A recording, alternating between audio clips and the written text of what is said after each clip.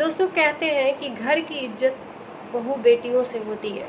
और जब बहू बेटियां ही घर की इज्जत को उछालने लगे तो फिर उस घर को टूटने से कोई बचा नहीं सकता है।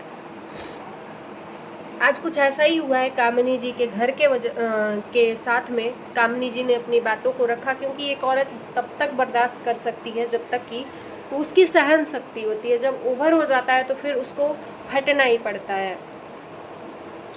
कामिनी जी के साथ में एक तानाशाही चल रही थी, जिसको कामिनी जी ने खुद बताया, मैं नहीं बोल रही हूँ, कि घर में टॉर्चर कर कर के इंसान को, हर चीज़ को, एक इंसान नाकामयाब है तो उसको उन नाकामयाबी के वजह से नीचा दिखाना, और फिर ये कहना कि हम अपने घर को टूटने नहीं देंगे, जब तक माँ बाप जिंदा हैं हम अलग नहीं होने देंगे।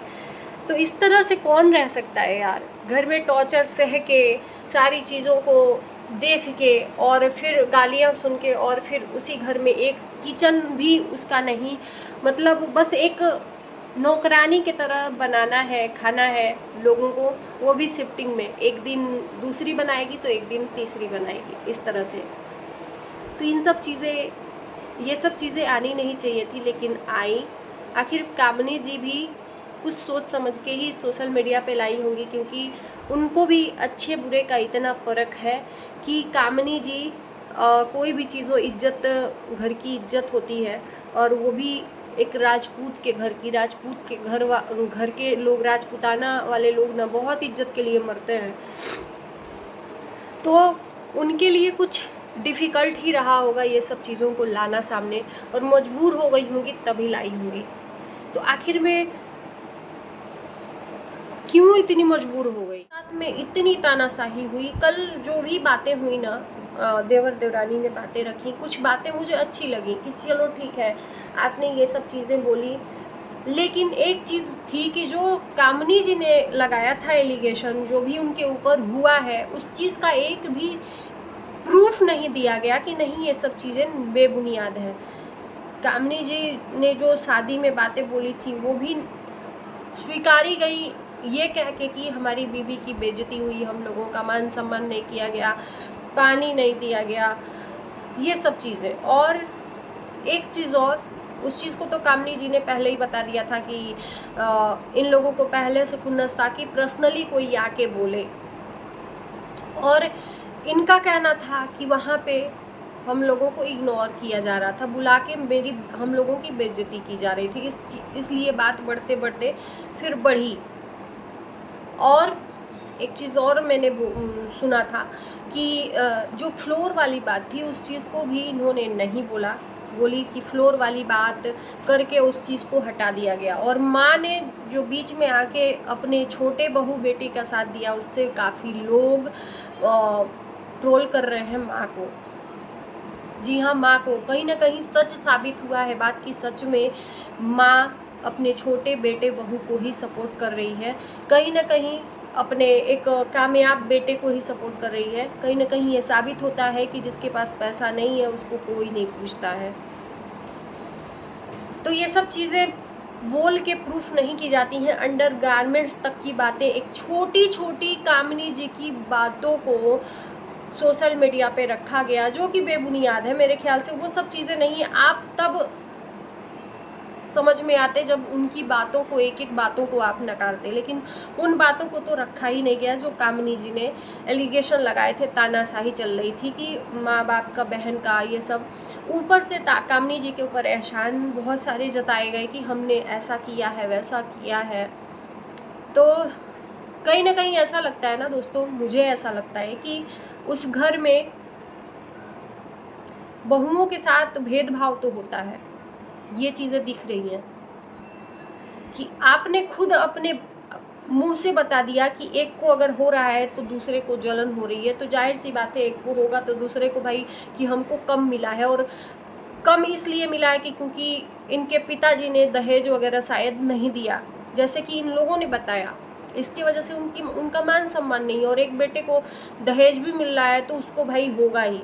तो इन सब चीज़ों को लेके, ये छोटी बहुत बड़ी बात नहीं है, छोटी छोटी चीज़ों को लेके आर्गूमेंट होता रहता है।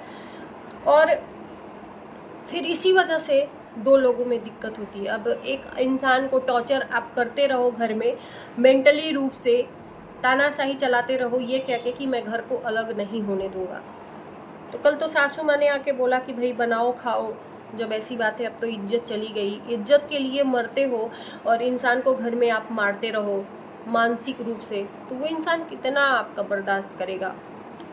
और आज बहुत अच्छा लगा कामनी जी का कि एक माँ के लिए लोग आके बोल रहे हैं, कहीं ना कहीं माँ को गलत साबित कर रहे हैं कि उन्होंने बहुत गलत किया, उनको दोनों तरफ की बातें कहनी चाहिए, सुननी चाहिए थी, लेकिन इन लोगों ने एक ग्रुप बना के और पूरा मैनिपुलेट करके माँ को बैठाया था। उनको बोलने भी, ये चीज़ तो हमने भी देखी, अगर आप लोगों ने देखी तो बताना, कि उसको बोलने भी नहीं दिया जा रहा था। अगर कुछ बोल रही थी तो उनको रोक दिया जा रहा था कि आप रुक जाइए, बस उनको बैठाया गया था सिंपैथी कार्ड खेलने के लिए कि आप बैठो यहाँ पर, कि ताकि लोग देखें कि हमारे साथ में माँ है।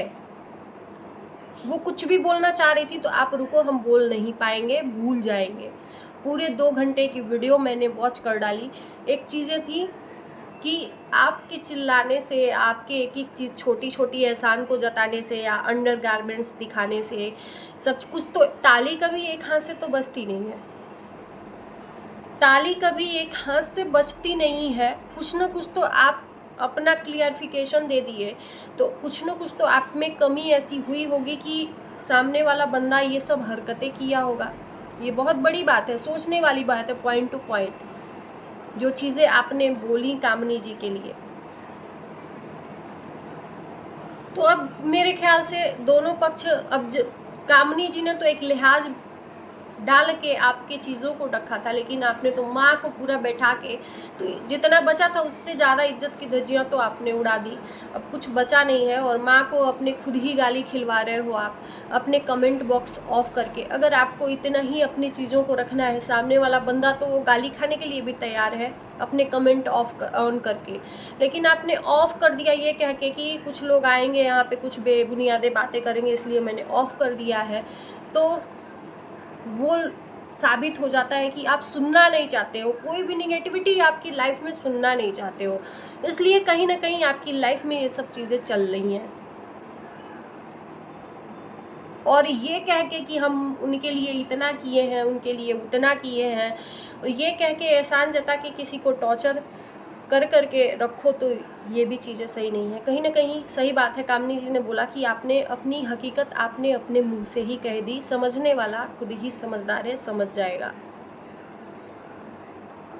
और उसी एहसानों का बदला अब चुकाया जा रहा है कि आप सहो, बर्दाश्त करो, लेकिन इस घर में रहो। तो बस सब कुछ जो भी है ओपन है, उसमें कोई भी छुपा हुआ बात नहीं है। बस यही कहेंगे कि एक इज्जतदार घराने के घर की बातें इस तरह से सोशल मीडिया पे उछलने लगे तो फिर कोई भी अपने बहू बेटी को सोशल मीडिया पे आने नहीं देगा, इज्जतदार घराने के लोग। और देख लो, आप लोग जो कहते हो ना कि अपना दिखाओ, तो आप लोग यही देखो, आपको यही इंटरेस्टेड है। अगर मेरे में इतना इंटरेस्ट है कि मैं भी ऐसा ही दिखाऊं, तो आप दूर रहना, आप मत देखो मेरा वीडियो, कोई दिक्कत नहीं है। लेकिन इस तरह से हम अपने घर की इज्जत की धज्जियों को उड़ाते रहे और आप लोग इसी वजह से देखोगे तो धिक्कार है। और मैं जितने भी यूट्यूबर हैं देखी हूँ, कुछ दिन तो ब्लॉगिंग करते हैं नॉर्मल, और जब देखते हैं कि नहीं चल रहा है तो बस कुछ ऐसी चीज़ें करो कि व्यूज़ आने लगे, और फिर अपने, चाहे वो घर की इज्जत हो, चाहे बेटी दामाद की इज्जत हो, चाहे जो भी हो, बस सोशल मीडिया पे डालो। इज्जत का अचार नहीं डालना है, पैसे का अचार डालना है। पैसा आएगा तो हमारा कुछ काम बनेगा, अपने दम पे दिखाएंगे। भले ही दूसरों के मैटर में भी कूदना पड़े तो कूद जाएंगे, और फिर लोगों को दिखाएंगे कि मैं फालतू के व्यूज़ कमाता हूँ तो दान करता हूँ। वो भी कैमरे से। दान करने वाला इंसान कभी दिखा के नहीं दान करता है, फिर वो कोई दान माना ही नहीं जाएगा। गुप्त दान इसीलिए लोग करते हैं, वो दान सबसे पहले पहुँचता है भगवान के पास। दिखा के दान नहीं होता है, वो सिंपैथी गेन करना होता है। आप लोगों को अपनी पब्लिसिटी दिखा रहे हो कि हाँ हमको देखो, हम कितना उपकार कर रहे हैं। कुछ लोग इसमें इस कैटेगरी के हैं। अपने तो गाली अपने मैटर में खा ही रहे हैं, दूसरों के मैटर में भी कूद के गाली खा रहे हैं। और मैं किसके बारे में बात कर रही हूँ अच्छे तरीके से आप लोग जानते हो। तो बस यही सब चीज़ें हैं। और इज्जतदार घराने के घर की बातें इस तरह से सोशल मीडिया पे हों तो शर्म की बात है। कलयुग है ना, कलयुग का अंत जब जैसे जैसे निकट आएगा कि बड़े बड़े घरों की बहन बेटियां ना सड़क पे नाचेंगी, इज्जत की धज्जियां उड़ जाएंगी। वो कहीं ना कहीं सही हो रहा है। जिसको नहीं देखना वो भी देख लिया। तो चलिए, उम्मीद है कि आप लोगों को हमारी बातें अच्छी लगे, और जिसको कड़वी लगे वो मत देखें। कहते हैं कम से कम खर्रा कहते हैं। और जिन लोगों को अच्छी लगती है प्लीज़ चैनल को आप लोग सब्सक्राइब करिएगा, लाइक शेयर करिएगा।